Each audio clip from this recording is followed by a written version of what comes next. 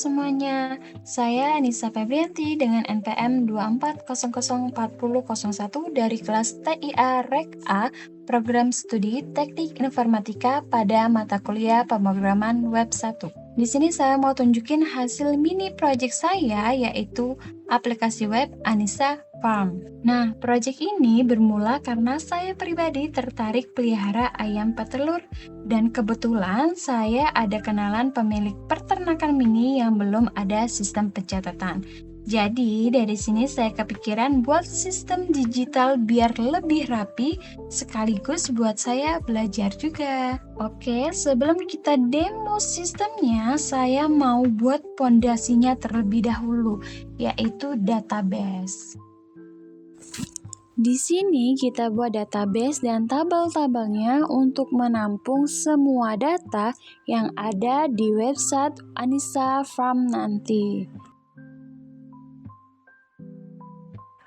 Nah, sekarang kita lihat gimana sistem ini bekerja secara visual. Saya akan coba simulasikan. Ini dia landing page Anissa Farm yang berisi galeri peternakan dan katalog produk yang bisa langsung diakses oleh pengguna. Kalau saya klik salah satu produk, sistem bakal nahan dan arahin ke halaman login supaya punya data pelanggan yang valid. Nah, di bagian header ada tombol login dan daftar. Kita klik daftar untuk yang akunnya belum terdaftar. Bisa input nama, email, password, daftar sekarang. Berhubung kita sudah punya akun, kita langsung saja ke halaman login. Sebelumnya web ini pakai sistem multi-role, jadi satu halaman login ini bisa mengenali dua pengguna berbeda, baik admin dan pelanggan. Pertama, saya akan login sebagai admin yang bakal diarahin ke dashboard admin, jadi admin bisa mengelola seluruh data peternakan seperti data kandang, kematian ayam, produksi telur, pengeluaran pakan, data pemesanan produk, input produk sampai ke laporan keuangan.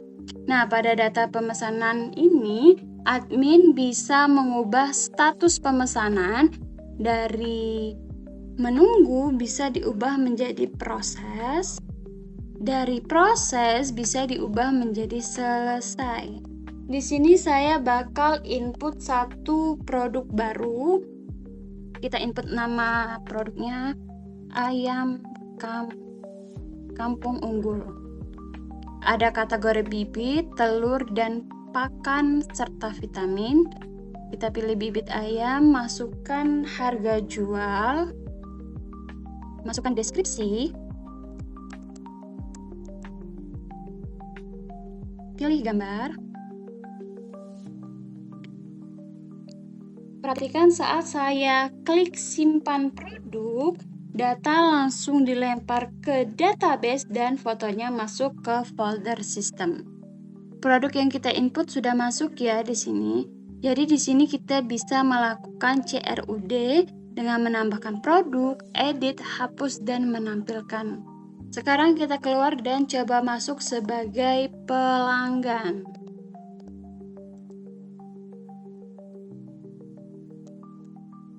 Yang bakal diarahin ke dashboard pelanggan. Di sini pelanggan bisa melihat pesanan, cek status member, ada promo apa aja, melihat rekomendasi paket hari ini, melakukan chat dengan admin untuk konsultasi, serta dapat mengakses menu paket bibit dan pesanan saya. Nah, paket yang tadi admin input langsung muncul secara dinamis di sini ya.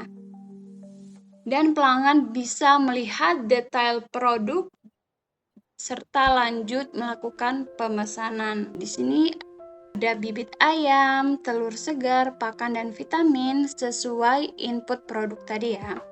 Kita coba melakukan pemesanan. nantinya akan diarahkan langsung ke pesanan saya.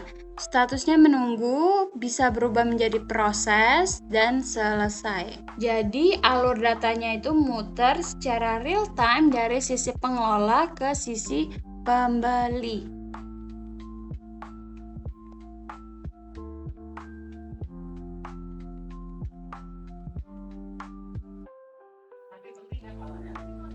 Ini file koneksi. File koneksi itu ibarat jembatan antara codingan sama database. Nah, file koneksi ini akan dipanggil di semua halaman.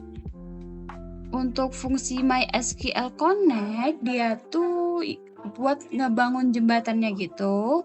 Localhost ini sebagai alamat atau server kita ya.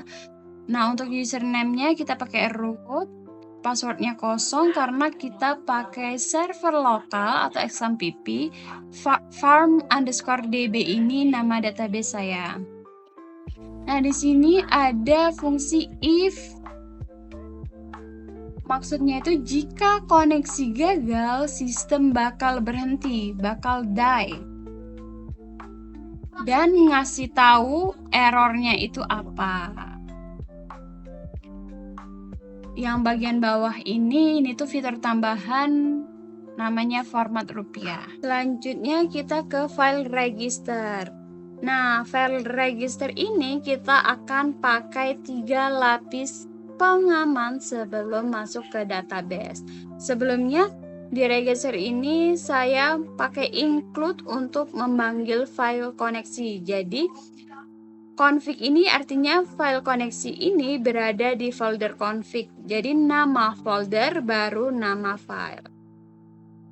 Nah, untuk user daftar aku pakai ini sebagai filter agar inputan user tuh bersih dari karakter aneh yang bisa ngerusak database. Sebelum email disimpan, itu pakai ini ya, pakai ini. Jadi biar sistem tuh ngecek dulu ke tabel user, email ini nih udah terdaftar belum. Kalau sudah terdaftar, pendaftaran akan ditolak, jadi nggak akan ada akun ganda. Selanjutnya, password user akan diacak pakai password hash. Jadi yang tersimpan di database itu bukan password asli, tapi kode unik. Seperti ini ya. Kode unik seperti ini. Kalaupun database bocor, password user akan tetap aman. Setelah user punya akun dari file register ini, sekarang kita ke file login. Nah, di file login ini kamu bisa pakai post atau get. Di sini saya pakai post karena untuk kirim data kayak email dan password itu sifatnya kan rahasia.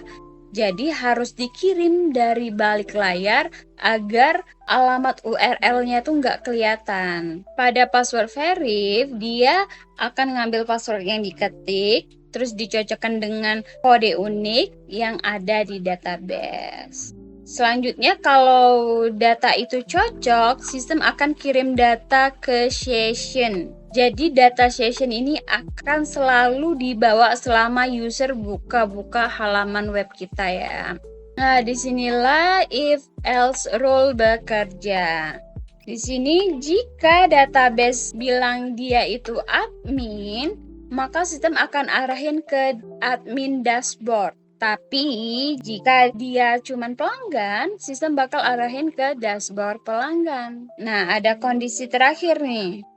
Kalau seandainya data user role-nya nggak jelas atau error, sistem bakal balikin dia ke halaman login. Next, di file kelola paket. Nah, di file ini ada CRUD ya. Saya pakai fungsi time untuk mengganti nama file asli agar nama file tidak akan pernah sama. Lalu ada fungsi ini untuk memindahkan foto dari komputer atau laptop ke server kita secara aman. Nah, saat insert atau saat menambahkan data, database hanya akan menyimpan nama filenya saja sebagai referensi. Jadi ini akan efisien supaya database tetap enteng ya. Selanjutnya read. Saya menggunakan perintah select untuk mengambil seluruh data dari database. Lalu ada perintah ini agar data yang baru diinput itu otomatis muncul di urutan paling atas. Terus ada while atau perulangan yang bisa mengubah data mentah dari database menjadi baris-baris tabel secara otomatis. Jadi bagian read ini memastikan data yang tampil selalu akurat sesuai stok terbaru di database dan tersusun rapi di dalam tabel. Nah, setelah read ini ada update. Kita ke kode update terlebih dahulu. Nah, update ini dimulai dari sistem ngambil ID produk, terus membersihkan inputan teks. Ada unlink juga untuk menghapus file lama dari server. Terakhir, semua data disatukan dalam query update yang dilakukan berdasarkan ID produk agar data yang diperbarui tidak salah sasaran. Oke, yang terakhir delete. Kita cari kodenya terlebih dahulu. Oke, untuk delete ini saya pakai method get untuk mengambil ID barangnya. Jadi logikanya di sini menghapus dulu fotonya dari folder pakai unlink, baru dari database-nya. Delete from ini ya. Itu dia CRUD yang ada di file kelola paket. Akhir kita ke file logout. Nah, di file logout ini saya menggunakan 3 lapisan penghapus. Dimulai dari session ini, dia tuh untuk mengosongkan data, lalu ada session history ya. Session history ini nih untuk menghapus seluruh data server atau ibaratnya tuh membakar tiket akses user dari server. Jadi identitas user ini benar-benar hilang dari memori sistem. Saya juga menambahkan fitur keamanan ekstra ya di sini dengan menghapus cookies session di browser user. Jadi meskipun tombol back di browser diklik, user tuh nggak bisa masuk lagi karena kuncinya udah dihapus total. Nah, file logout ini menjamin keamanan akun untuk semua jejak login, baik dari sisi server maupun browser, karena sudah dihapus secara permanen. Itu dia logika inti dari gimana user masuk ke sistem sampai data barang dikelola di belakang layar. Saya nggak bahas semua file satu-satu karena sebenarnya logikanya mirip-mirip sama yang sudah saya jelaskan. Sekian dari saya, semoga penjelasannya mudah dipahami. Terima kasih. Bye-bye.